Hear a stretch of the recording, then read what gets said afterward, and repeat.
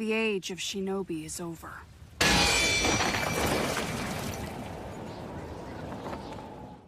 तो अब मैं लाया हूँ आपके लिए बोरुतो नारुतो नेक्स्ट जनरेशन। इसमें बोरुतो लड़ रहा है किसी से जिसका नाम है कावाकी और हिडन लीफ विलेज तबाह हो चुका है। और बोरुतो कावाकी से कहता है कि मुझे नहीं लगा था कि तुम इस हद तक चले जाओगे। तो कावाकी कहता है कि मैं भी तुम्हें उसी जगह पे भेजने वाला हूँ जहाँ पे मैंने 7th होकागे को भेजा था। 7th होकागे यानी कि नारुतो। तो अब क्या नारुतो मर चुका है या वो कहाँ गया है, खैर ये आगे चल के तो हमें पता चल ही जाएगा। कावाकी बोरुतो से कहता है कि शिनोबी का दौर अब खत्म हो चुका है। तो बोरुतो जवाब देता है मैं तो अभी भी शिनोबी हूँ। उसके बाद हमें बोरुतो का विजुअल प्रॉवर्स दिखाते हैं जो ना तो शारिंगन है, ना ब्याकुगान है और ना ही रिनिगान है। ये कुछ नया ही हमें इस एपिसोड में देखने को मिलता है। और उसके बाद हमें बोरुतो के मार्क्स दिखाई देते हैं जो कि उसकी बॉडी पर है और उसी तरह के मिलते जुलते मार्क कावाकी की बॉडी पर भी होते हैं। खैर इन दोनों की लड़ाई चल ही रही होती है तो हमें टाइम में 7 साल पीछे ले जाते हैं। तो अब हिडन लीफ विलेज बिल्कुल ठीक है जैसा पहले था। फिर हमें बोरुतो को दिखाया जाता है जो कि शहरों की सड़कों पे भाग रहा है और उसके साथ शिकाडाई भी है। शिकाडाई जो कि शिकामारू का बेटा है और ये लोगों की छतों पर चढ़ रहे हैं और भाग रहे हैं। और हमें साथ में हिडन लीफ विलेज को दिखाया जाता है जो कि पहले से बहुत ज़्यादा एडवांस हो चुका है। और उससे अगले सीन में हमें दिखाया जाता है नारुतो को जिसको शिकामारू होकागे के ऑफिस में लेकर जाता है और कहता है कि आपका बहुत सारा काम पड़ा हुआ है, ये सारा काम पूरा करें। और इतना सारा काम देखकर नारुतो बहुत ही ज़्यादा परेशान हो जाता है। और फिर हमें बोरुतो को दिखाते हैं जो कि शिकाडाई के साथ ट्रेन की छत पर बैठा हुआ है और इन्होंने अपने हाथ में बर्गर पकड़े हुए हैं। और बोरुतो बहुत ही खुश है क्योंकि उससे ग्रीन चिली वाला कोई लिमिटेड बर्गर मिल चुका है। और बोरुतो और शिकाडाई जब ये बर्गर खाते हैं तो ये बर्गर बहुत ही ज़्यादा स्पाइसी होता है। खैर बोरुतो को ये स्पाइसी बर्गर बहुत ज़्यादा पसंद आता है और बोरुतो शिकाडाई से कहता है बहुत अच्छी बात है कि हमारे पास ये ट्रेन है, इस ट्रेन की वजह से हमें पैदल नहीं जाना पड़ता। और शिकाडाई कहता है कि हाँ हिडन लीफ विलेज बहुत तेज़ी से तरक्की कर रहा है, लेकिन अब हमें कल से ओल्ड फैशन वाली निंजा अकेडमी में जाना है। बोरुतो उसकी बात सुनता है लेकिन बोरुतो को याद नहीं होता कि कल हमें निंजा अकेडमी में जाना है। तो शिकाडाई कहता है कि क्या तुम्हारे डैड ने तुम्हें इसके बारे में नहीं बताया। तो बोरुतो कहता है शायद बताया हो। फिर शिकाडाई बोरुतो से कहता है कि कुछ ऐसा मत करना जिससे तुम्हारे बाप की बेइज्जती हो क्योंकि इससे मेरी भी बेइज्जती होगी। और शायद तुम्हें इस बात का पता नहीं है कि तुम्हारी मॉम मुझे हर वक्त ये कहती है कि मैं तुम्हारा ख्याल रखूं।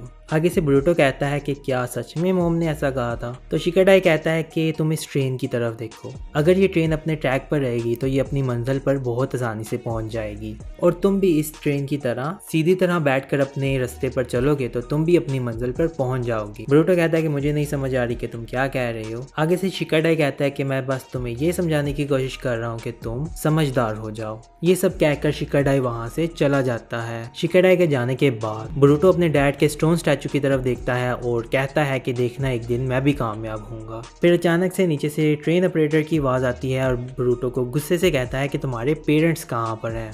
तो फिर बोरुतो वहाँ से चला जाता है और उसके बाद बोरुतो देखता है कि नीचे कुछ लड़के एक लड़के को बुली कर रहे हैं। उस बुली होने वाले लड़के का नाम डंकी होता है और उसके दोस्तों ने उससे पैसे छीने होते हैं और कहते हैं कि क्या तुम्हारे पास सिर्फ इतने ही पैसे थे। और डंकी कहता है कि क्या इतने पैसे तुम्हारे लिए काफ़ी नहीं है। तो वो लड़के इतने पैसों से राजी नहीं होते। तो अचानक से ऊपर से बोरुतो एक लड़के के सर पे शेक गिरा देता है और फिर बोरुतो कहता है कि माफ़ करना मेरा हाथ स्लिप हो गया था। और फिर वो लड़के बोरुतो से कहते हैं कि क्या तुम हमसे मार खाना चाहते हो। तो बोरुतो कहता है कि इस लड़के को इसका वॉलेट वापस कर दो, अगर तुम इसका वॉलेट इसे वापस कर दोगे तो मैं तुम लोगों को छोड़ दूंगा।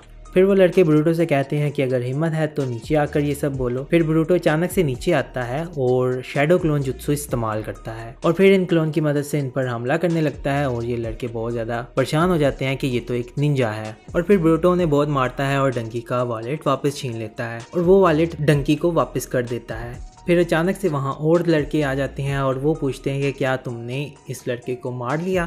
फिर वो लड़के देखते हैं बोरुतो अपने क्लोन्स की मदद से उन लड़कों को मार रहा है और फिर बोरुतो डंकी को लेकर वहाँ से भाग जाता है। फिर बोरुतो डंकी से पूछता है कि क्या तुम ठीक हो। डंकी कहता है कि नहीं मैं ठीक नहीं हूँ क्योंकि कल वो लड़के मुझे फिर से तंग करेंगे और उनको पैसे देकर ही मेरे लिए बचने का तरीका है। और फिर बोरुतो कहता है कि क्या तुम्हें उन पर गुस्सा नहीं आता, उन्हें सबक सिखाओ। और फिर डंकी कहता है कि मैं ऐसा नहीं कर सकता, मैं तुम्हारे जितना स्ट्रांग नहीं हूँ और मैंने देखा कि तुमने क्या किया, तुम निंजा अकेडमी जाते हो। और फिर बोरुतो कहता है कि नहीं मैं कल से निंजा अकेडमी स्टार्ट कर रहा हूँ। और फिर डंकी कहता है अच्छा कल से मैं भी निंजा अकेडमी स्टार्ट कर रहा हूँ। और फिर बोरुतो कहता है कि मुझे तुमसे मिलकर बहुत अच्छा लगा और दोनों हैंड शेक करते हैं। और फिर ब्रूटो डंकी के साथ हिडन लीव विलेज में घूमता है और फिर डंकी ब्रूटो से कहता है कि मुझे मेरे फादर की कंपनी विरासत में मिलनी है और उनकी वजह से मैं निंजा अकेडमी जा रहा हूँ और मुझे वहाँ पे एकेडमिक और निंजुत्सु सीखना है। आगे से ब्रूटो पूछता है कि तुम्हारे बिजनेस का क्या नाम है। डंकी कहता है कामिनारी कंपनी। ब्रूटो ये सुन के बहुत शॉक होता है और कहता है कि ये इस विलेज की सबसे बड़ी कंपनी है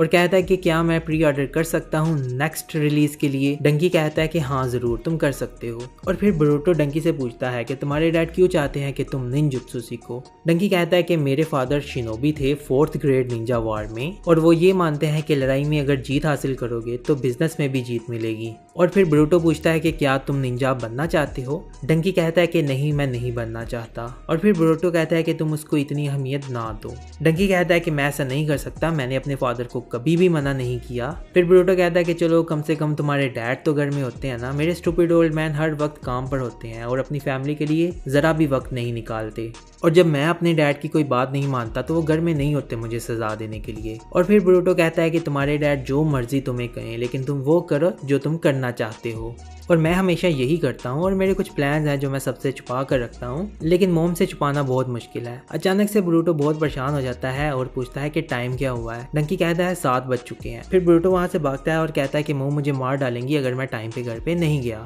डंकी कहता है कि मुझे लगा था कि तुम्हें घर से सजा नहीं मिलती। आगे से ब्रूटो कहता है कि मोम का हिसाब अलग है, वो बहुत खतरनाक हो जाती है जब उन्हें गुस्सा आता है। फिर लास्ट में ब्रूटो कहता है कि किसी को भी तुम्हारे फैसले मत करने दो। फिर डंकी कहता है कि ठीक है और फिर ब्रूटो वहाँ से चला जाता है और डंकी के हाथ में एक कैन होता है जो उसे थ्रो करता है बिन की तरफ और उसका निशाना ठीक जाता है और वो बहुत खुश होता है। तो अगले ही सीन में ब्रूटो का घर दिखाया जाता है और ब्रूटो की मोम दिखाई जाती है जो कि है हिनाटा। हिनाटा ब्रूटो से कहती है कि मुझे लगा था कि तुम डिनर से पहले घर पहुंचोगे। फिर ब्रूटो कहता है कि सॉरी मोम, शिकादाई ने मुझे नहीं आने दिया। हिनाटा कहती है कि शिकादाई के सर पे बहुत सारी जिम्मेदारियां हैं लेकिन तुम हर वक्त मसलों में पड़ते रहते हो। फिर अचानक से आती है हिमावारी जो कि ब्रूटो की छोटी बहन है और फिर ब्रूटो पूछता है कि डिनर में क्या है। फिर हिमावारी कहती है कि मैंने आज मोम की खाना बनाने में मदद की। और फिर हिनाटा ब्रूटो से कहती है कि खाने से पहले अपने हाथ धो लेना। और फिर सारे डिनर की टेबल पर बैठे होते हैं और हिनाटा कहती है कि कल से तुम एकेडमी जा रही हो, मैं भी तुम्हारे डैड के साथ एकेडमी में ही मिली थी। ब्रूटो कहता है कि ये मैं 1000 बार सुन चुका हूँ। हिनाटा कहती है नारुतो हर वक्त प्रॉब्लम क्रिएट करता था और लोग उससे प्रॉब्लम चाइल्ड कहते थे लेकिन वो बहुत ही कूल था। ब्रूटो कहता है कि मैं ये भी 1000 बार सुन चुका हूँ। हिनाटा कहती है कि मुझे लगा था कि तुम्हारे डैड आज घर आएंगे। ब्रूटो कहता है कि हाँ इसमें कोई नई बात नहीं है, वो आपको और हिमावारी को हर वक्त इग्नोर करते हैं। हिनाटा कहती है कि तुम कंप्लेन मत करो, हमारा ये विलेज सेफ है क्योंकि तुम्हारे डैड ने और कुछ लोगों ने इसे बचाया था।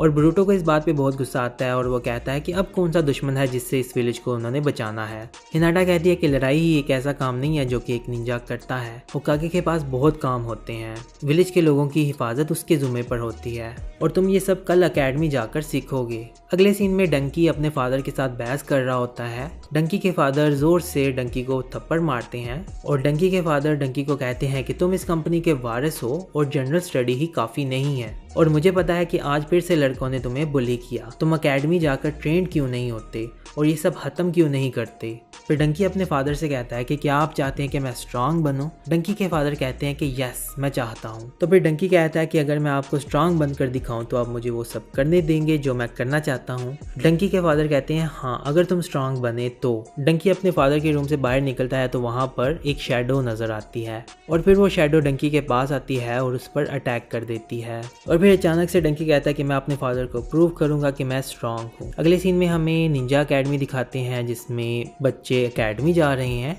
और फिर ब्रूटो का घर दिखाते हैं और फिर ब्रूटो वहां से भागता हुआ निंजा अकेडमी की तरफ जाने लगता है क्योंकि वो लेट हो चुका है। तो फिर ब्रूटो थोड़ा सा स्लो होता है और कहता है कि मैं तो ट्रेन पर जाऊंगा और मुझे देर नहीं होगी तो मुझे परेशान होने की जरूरत नहीं है। और फिर कहता है कि निंजा अकेडमी बहुत ही आसान होने वाली है और वहां से ब्रूटो डंकी को देखता है और फिर अचानक से ब्रूटो की विजुअल प्रावस एक्टिव हो जाती है और उसे डंकी के ऊपर एक शैडो नजर आने लगती है और फिर अचानक से शैडो गायब हो जाती है और ब्रूटो को लगता है कि वो ट्रेन में बैठकर एकेडमी जा रहा है तो चलो मैं उसके पीछे चलता हूँ।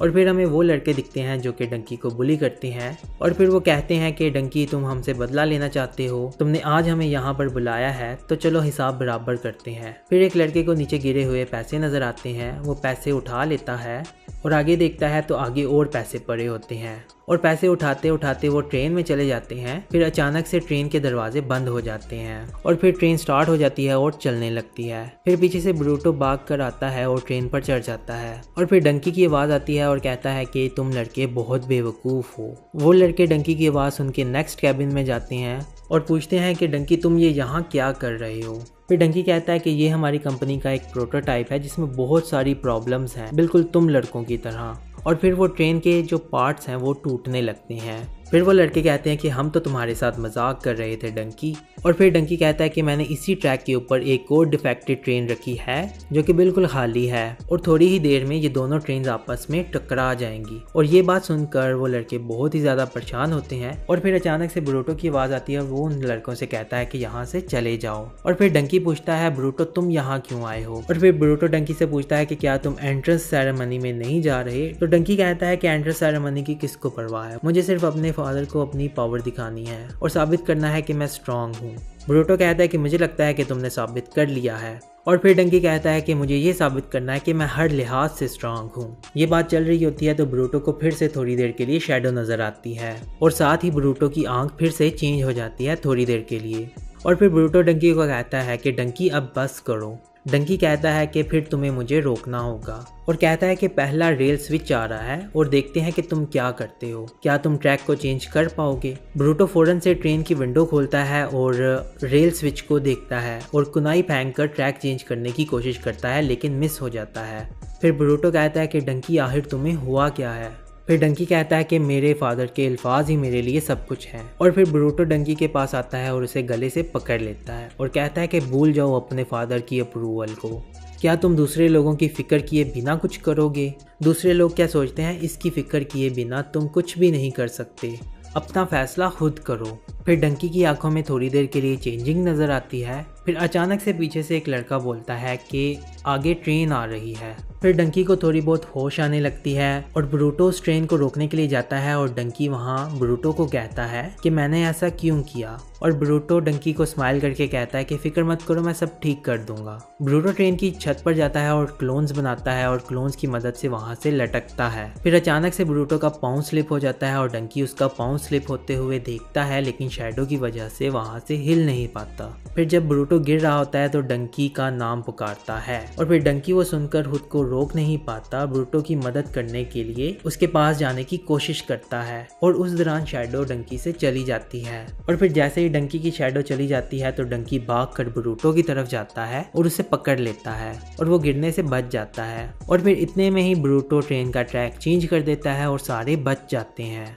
फिर ब्रूटो बहुत ही खुश होता है। डंकी ब्रूटो को पकड़ के नहीं रख पा रहा, फिर दोनों ही गिरने वाले होते हैं तो दूसरे लड़के आकर उनको बचा लेते हैं। फिर ब्रूटो कहता है कि मुझे ये सब करके बहुत मजा आया। डंकी और दूसरा लड़का बोलता है कि इसमें मजे वाली कोई बात नहीं थी और फिर सारे हंसने लगते हैं। फिर अचानक से आवाज आती है और ट्रेन का एक कैबिन अलग होकर गिर जाता है। फिर एक लड़का कहता है कि अब हम क्या करेंगे, ये ट्रेन तो टूट रही है। तो फिर डंकी कहता है कि चलो दूसरे वाले कैबिन में चलते हैं। फिर सारे दूसरे कैबिन में भागने लगते हैं लेकिन डंकी और ब्रूटो दूसरे कैबिन में नहीं जाते। फिर डंकी कहता है सॉरी गाइस, हमें किसी और जगह पर जाना है। और फिर ब्रूटो ट्रेन की स्पीड बढ़ा देता है और ट्रेन को उसके ट्रैक से उतार देता है। दूसरी जगह अकेडमी में असेंबली हो रही होती है, वहाँ पर नारुतो और शिकामारू भी होते हैं और स्टूडेंट्स की अटेंडेंस लगा रहे होते हैं। फिर अटेंडेंस लगाते हुए ब्रूटो उजुमाकी का नाम लेते हैं लेकिन ब्रूटो की कोई आवाज़ नहीं आती क्योंकि वो वहाँ पर मौजूद नहीं होता।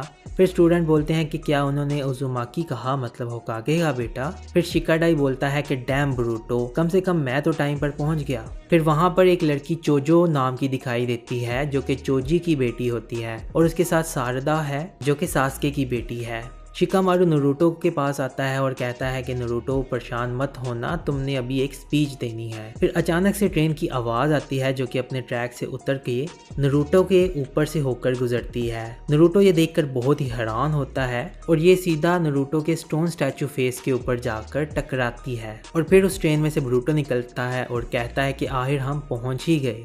और फिर बरूटो ट्रेन से निकलकर सबको अपना ऊंची आवाज में तारुफ करवाता है और बहुत ही मुस्कुरा कर कहता है कि बरूटो उज़ुमाकी सीन पर पहुंच गया। और सभी लोग उसको देखकर बहुत ही ज्यादा परेशान हो जाते हैं और कहते हैं कि आखिर ये इसने क्या कर दिया।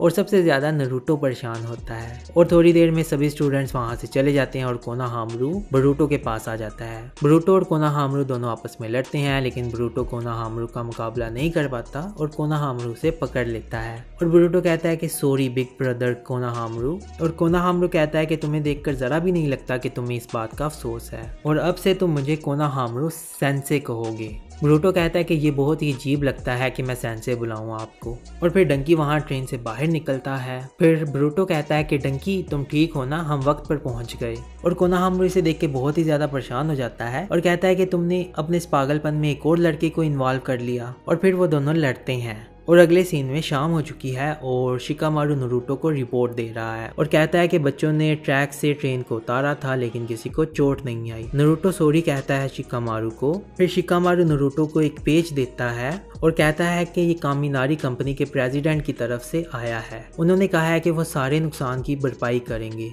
उनका बेटा बरूटो की क्लास में पढ़ता है और वो बरूटो के थैंक्सफुल है क्योंकि बरूटो की वजह से उनके बेटे ने अपना माइंड चेंज किया। जब नारुतो ये सुनता है तो नारुतो को खुशी होती है। तो इसी के साथ एपिसोड खत्म हो जाती है। तो अब हम नेक्स्ट एपिसोड में आपसे मिलते हैं। तो अगर आपको ये एपिसोड पसंद आई है तो लाइक करें, सब्सक्राइब जरूर करें और अपने दोस्तों के साथ शेयर जरूर कीजिएगा। तो see you in the next video. Bye bye.